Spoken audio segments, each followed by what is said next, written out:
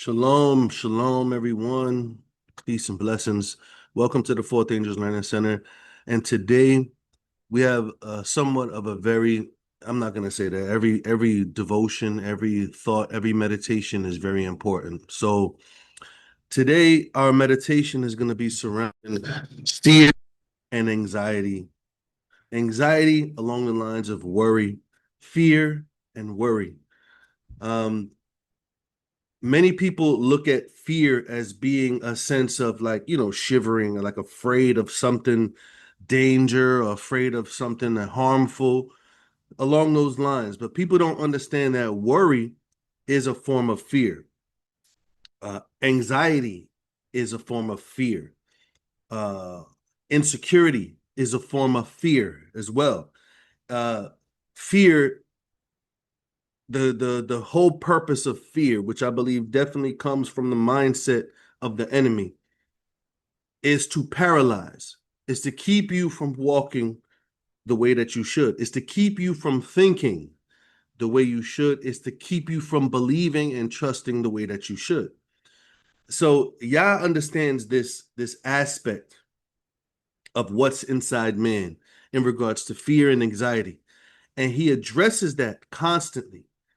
Fear is it's like a imaginary concept that the enemy tries to cause you to have by your circumstances around you, by the things that you see, sometimes by the things that you don't see. Sometimes it's by the things that you think that will never come to fruition, but because those thoughts are so fearful, it causes you to be paralyzed in acting in doing what you should do. It keeps you from producing the works and the lifestyle that you should have. It keeps you from saying the things that you should say and doing the things that you should do. So we need to understand embarrassment, um, is a form of fear. Thinking what's in someone else's mind, knowing that you can never know what's in a person's mind.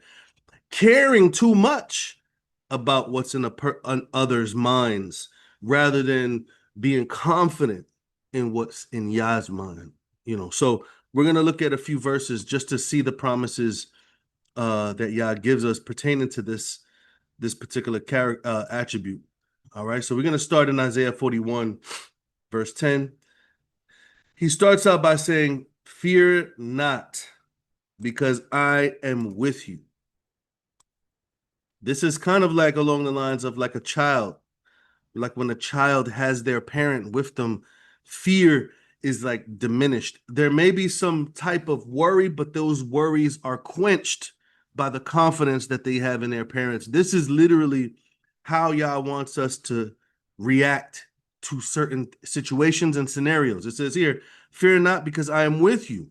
Do not be dismayed." Now, I want us to kind of look at the word dismayed a little bit. The word dismayed means, now this is interesting.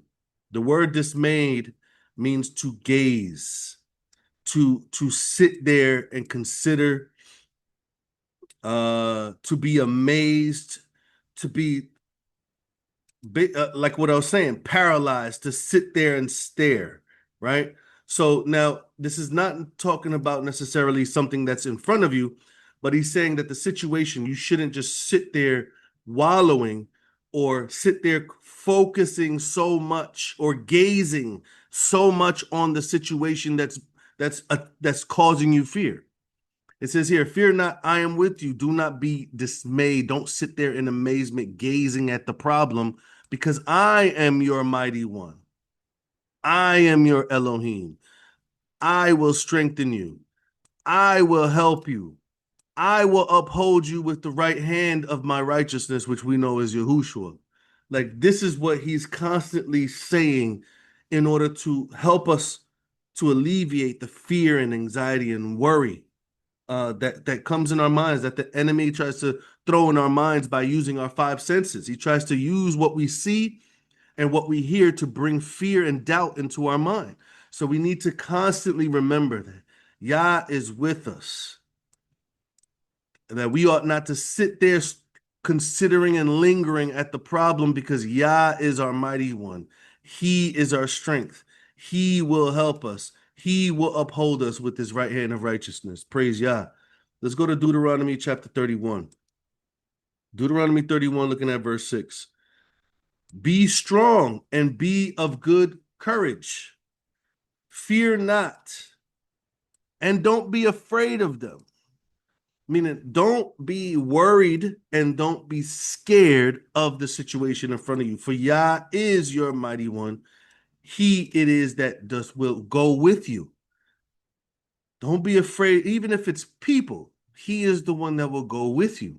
And he will not fail you nor forsake you. These are not only encouraging words, these are not only words to give us confidence and trust, these are words to give us comfort and peace as well. Of course, you guys are familiar with the famous Joshua chapter 1, verse 9. It says, have not I commanded you? Like, am I not the one that's giving you this instruction? Be strong and be of good courage. Don't be scared. Don't be worried. Neither be dismayed. Don't sit there gazing at the problem. Because Yahuwah, your Elohim, is with you wherever you go. Wherever you go. Sometimes we get into certain circumstances that our actions put us in. Sometimes we're headed to face the consequences. Repentance is not just a eraser of consequences. Sometimes the consequences still occur, but because the consequences still occur and there's repentance involved, Yah still wants to give you a level of comfort that will cause you to be confident in him, that will cause you to move away from what you have done and never do it again, and to be confident and trusting in him. You see what I'm saying? So we need to not be afraid of the consequences. We need to take the consequences that come with our actions. Sometimes it's not a matter of consequences. Sometimes it's a matter of just the scenario is unfair or unjust. And Yah still tells us, I am with you.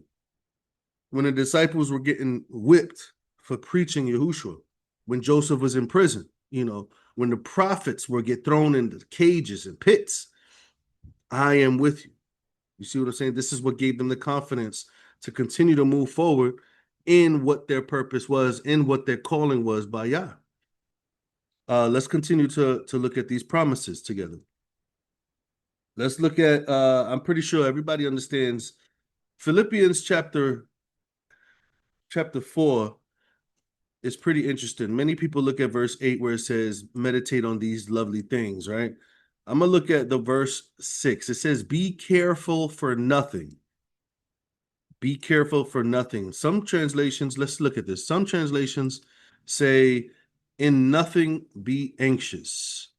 Let me see. Be anxious for nothing. Let me see if I can find.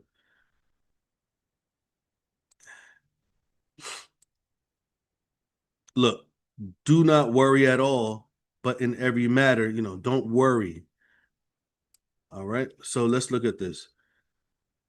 Be careful or be anxious or be worrisome about nothing, but in everything, by prayer and supplication with thanksgiving, let your requests be made known to Elohim. Like every situation, every scenario, every thought, every stressful idea, every stressful thought situation, we need to, in everything, be constantly in communication with Yah, constantly thanking him for the things that he has done, or we are prone to forget the times where he delivered us, the times where he rescued us. We are prone to forget the times where he healed us and strengthened us and was there with us. We are prone to forget those things when we're looking at and gazing at or being dismayed at the things that's in front of us. So he's saying, don't be worrisome in every situation, every scenario, in every circumstance. Be in prayer, supplication, be thankful. Remember the things that Yah has done to be thankful to him. And he's letting you know, let your request be made known to Elohim. He is there. He is always there to invite or to accept your concerns, to accept your interaction. The peace of Elohim, which passes all understanding, shall guard, keep means to guard or protect. The peace of Elohim that passes all understanding will protect your hearts and minds through Yahushua. Your mind is being attacked.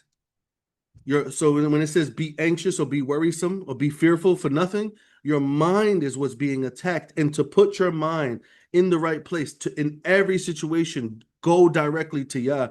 It is to obtain the peace of Yah by faith, the peace of Yah in confidence. And that peace is what protects your mind and heart from being dismayed, from being afraid, from being fearful, from being insecure, from being worrisome. So let's continue. Matthew chapter 6. I know everybody's familiar with, I think it's verse 33, where it says, all these things will be added unto you. And verse 34 says, take no thought for tomorrow, or don't worry about tomorrow, or don't be consumed with what's going to happen in the future. Tomorrow shall take thought for the things of itself. It says, sufficient unto the day is the evil thereof. Let's look at a easier translation. Do not worry about tomorrow. Tomorrow shall have its own worries. Each day has enough evil in it. This is an excellent this is an excellent expression. That's the TS 2009. When you're thinking about the situations that occur every day, the situations at work or situations with the children or home or whatever it is, it's just like you're worried about so much fear every other day that doesn't even exist, that has not even occurred yet. And he said there's so much today to deal with.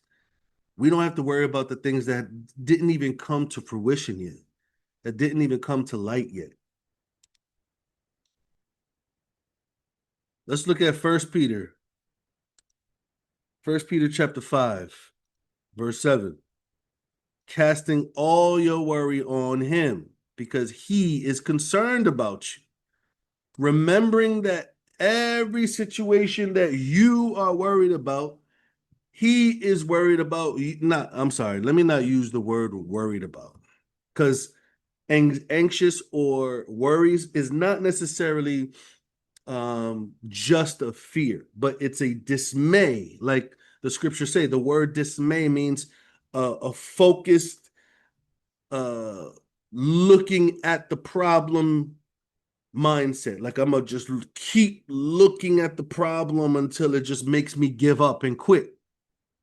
So he's saying, don't, like, to cast all your care, all your focus on him, because he's focused on you. You see what I'm saying? Don't focus on what you're afraid of. Don't focus on the negative situations that's in front of you. Focus on him because he's focused on you.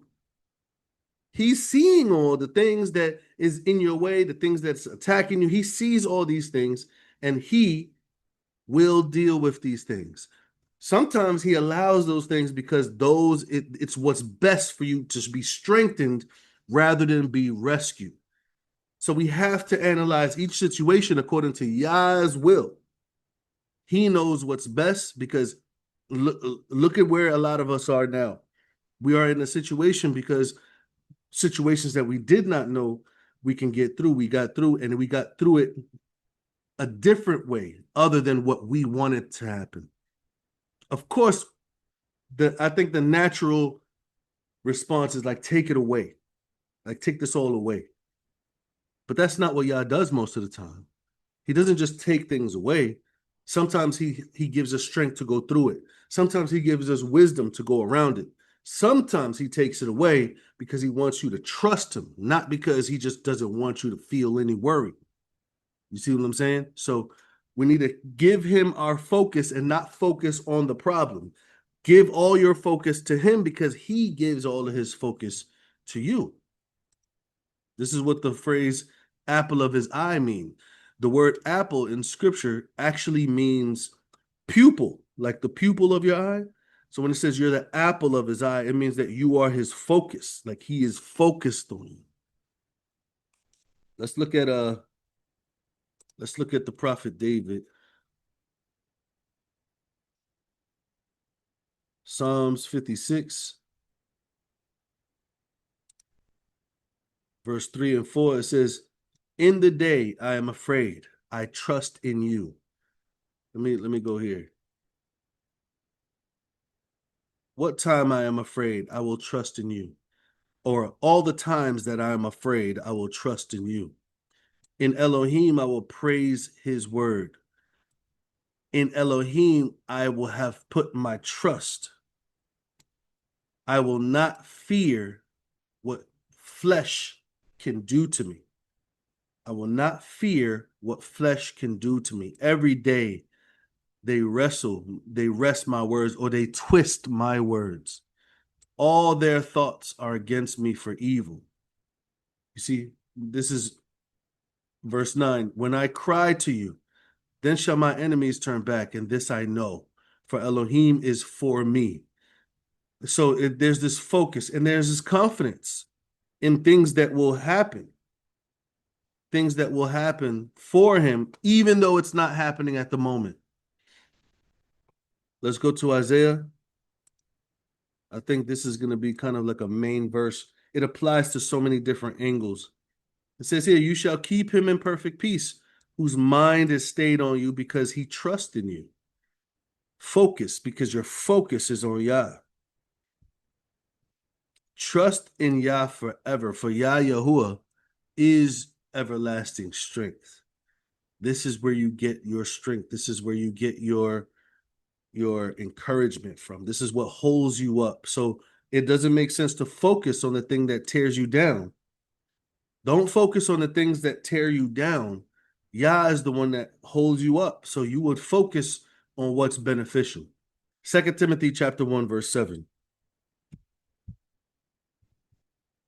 It says, "For Elohim did not give us the spirit of fear, but of power and love and of a sound mind." We went over this before. The sound mind is the word for self-control. Why did they interpret sound mind as self-control or discipline? Because it is a discipline to direct your mind in the proper location. Spirit of fear, again, is referring to the mindset of worry, the mindset of anxiety, the mindset of distrust, the mindset of uncertainty and insecurity. This is what he's saying. Yah has not given us the mindset of fear.